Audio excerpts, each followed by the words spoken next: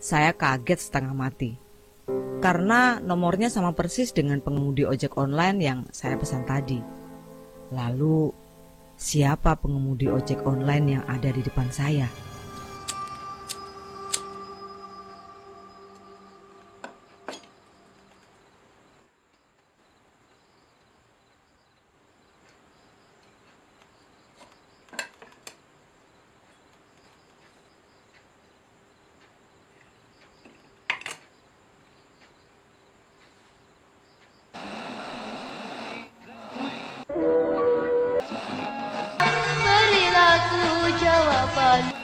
Selamat datang di podcast Kopi Hitam. Halo para pendengar podcast Kopi Hitam. Gimana kerjaan kalian? Banyak lemburan? Kalau iya, jangan lupa minum multivitamin. Bagi kalian yang lagi nganggur, kayak saya sekarang, jangan lupa minum obat sakit kepala. Dan bagi kalian yang masih mahasiswa atau pelajar, bersyukurlah dengan status kalian saat ini. Setidaknya jelas.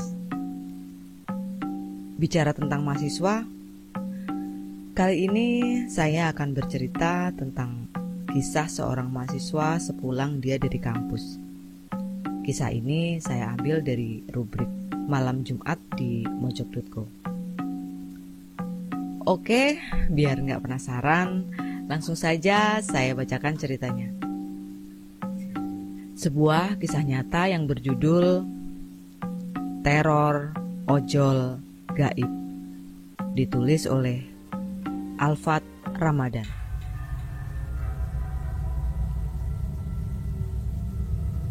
Kejadian yang saya alami terjadi ketika terpaksa pesan ojol karena suatu tragedi yang tidak terduga. Hingga akhirnya saya menyadari saya sudah salah numpang ojol gaib. Saat sore menjelang malam, saya hendak berangkat ke kampus untuk kuliah malam. Jarak dari rumah ke kampus cukup jauh, sehingga saya mengendarai sepeda motor. Apesnya bagi saya, saat sedang santai di perjalanan, tiba-tiba saya dikejutkan oleh emak-emak yang menyalip dengan brutal. Tak sampai di situ, ia pun secara tiba-tiba berbelok memasuki gang tanpa menyalakan lampu sen. Saya sangat terkejut, refleks menekan rem dengan kuat, hingga ban motor selip dan saya pun terjatuh cukup keras menghantam trotoar. Alih-alih meminta maaf, emak-emak tersebut hanya menoleh sesaat sebelum ia melanjutkan perjalanannya kembali. Sepeda motor saya rusak cukup parah sehingga tak bisa dikendarai. Tapi demi tetap kuliah, saya langsung memesan ojek online untuk mengantarkan saya ke kampus. Sementara sepeda motornya saya tinggalkan di bengkel terdekat. Sesampainya di kampus, saya melakukan aktivitas dengan normal seperti biasanya. Gak ada yang aneh, kecuali saat pulang dari aktivitas perkuliahan. Waktu sudah menunjukkan pukul 11 malam, dan satu persatu teman mengucapkan salam perpisahan sebelum kembali ke rumah masing-masing. Mau gue antar pulang gak? Salah satu teman saya menawarkan tumpangan. Namun karena jarak dari kampus ke rumah saya cukup jauh, saya pun menolak tawaran tersebut dengan alasan tidak enak hati, sekaligus takut merepotkan. Padahal kalau maksa saya pasti mau. Sayangnya dia gak maksa. Saya kembali memesan ojek online. Driver mengkonfirmasi akan datang 10 menit kemudian. Ketika saya menunggu, tak kurang dari 5 menit, ojek online yang dimaksud ternyata sudah datang lebih cepat dari dugaan saya. Saya langsung mengambil helm dan segera menaiki sepeda motornya tanpa basa-basi dan tanpa rasa curiga secuil pun. Awalnya sih gak ada yang aneh. Semuanya terasa normal-normal saja. Hanya saja malam itu udara lebih dingin dari biasanya dan kondisi jalan tampak sepi. Untuk mencairkan suasana, saya mencoba so akrab dengan mengajak ngobrol supir ojol tersebut. "Pak, Bapak tinggal di sekitar daerah sini ya? Kok cepet banget Bapak jemput saya? Tapi dia gak menjawab pertanyaan saya. Dia cuma diam gak bersuara. Pertanyaan-pertanyaan saya selanjutnya pun sama aja, gak dihiraukan sama sekali. Malah berasa lagi melakukan monolog. Setelah beberapa menit di perjalanan, HP saya bergetar. Ternyata ada chat masuk dari pengemudi ojol. Mas, di mana ya? Saya sudah sampai di lokasi nih. Begitu tulisan di dalam chat yang masuk ke dalam HP saya. Saya kaget setengah mati. Karena nomornya sama persis dengan pengemudi ojek online yang saya pesan tadi. Lalu, siapa pengemudi ojek online yang ada di depan saya? Saya pikir ini pasti ada yang salah. Meskipun masih bingung, saya mencoba kalem. Berkali-kali saya mencoba menghela napas. Namun samar-samar saya menyadari ada bau amis dan anyir dari pengemudi ojek online di depan saya. Saya makin curiga. Jangan-jangan yang di depan saya ini ojek online gaib.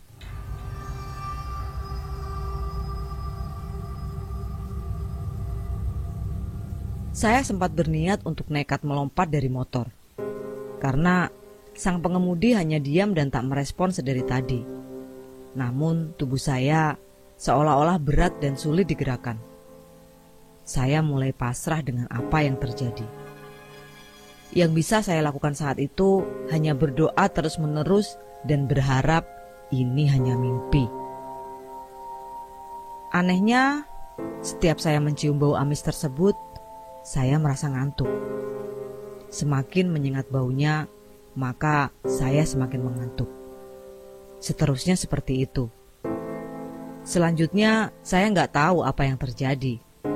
Saya tertidur di motor. Pules banget kayak habis begadang. Rasanya gak sampai 10 menit saya khilaf tertidur.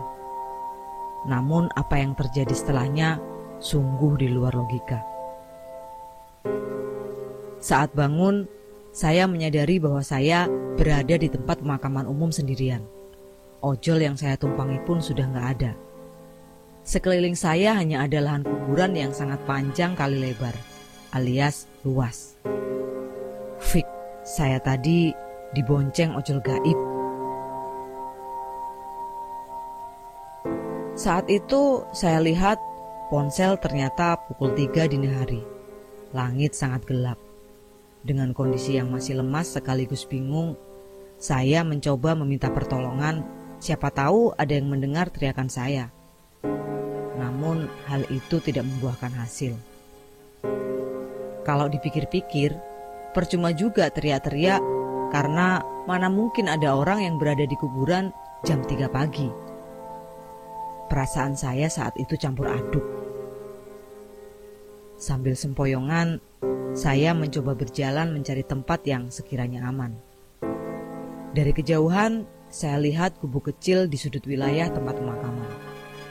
Saya memutuskan untuk berdiam diri di sana dan menunggu sampai waktu pagi tiba. Waktu terasa sangat lama dan saya hanya dapat meratapi kejadian yang menimpa saya ini sembari menyanyikan lagu Haji Anak yang Sebatang Kara buat menghibur diri. Semoga ini cuma prank. Para penghuni kuburan, bapak-bapak, ibu-ibu, semua yang ada di sini, tolong jangan ganggu saya ya. Saya mau tidur, saya ngantuk. Saya mencoba so asik, padahal ketakutan setengah mati. Akhirnya suara-suara dari musola di sekitar pemakaman pun terdengar. Saya sedikit tenang. Sesaat menjelang azan subuh, bukannya siap-siap sholat, saya malah tertidur kembali. Maklumlah, saya ngantuk banget. Tak berapa lama, seseorang kemudian membangunkan saya. Mas, ngapain di sini? Namanya Pak Yanto. Usianya kurang lebih 60 tahun dan ternyata beliau merupakan penjaga makam. Lalu saya menceritakan semua kejadian yang saya alami semalam. Namun dengan tenang, Pak Yanto menyatakan bahwa kejadian ini sudah berulang sebanyak 3 kali. Dan 3 kali bro. Artinya bukan hanya saya yang mengalami kejadian aneh di Bonceng Ojol Gaib. Melihat saya yang masih menggigil dan kaget, Pak Yanto memberikan air putih dan menyarankan agar saya segera pulang ke rumah dan beristirahat. Salah satu pelajaran yang saya dapatkan dari apesnya di Bonceng Ojol Gaib adalah menghindari sejauh mungkin emak-emak pengendara motor dengan gaya kecoa terbang. Sebab setelahnya ada hal yang menakutkan yang bisa aja terjadi. Selesai. Nah, dari cerita ini saya menyimpulkan bahwa sesungguhnya emak-emak pengendara motor itu tak ubahnya seperti sirene kebakaran, memberikan peringatan tanda bahaya selanjutnya bagi siapa saja yang membutuhkan. Ya, semulia itu. Oke, cukup sekian dulu cerita kali ini. Terima kasih sudah mendengarkan sampai selesai. Saya Sari, sampai jumpa di episode selanjutnya.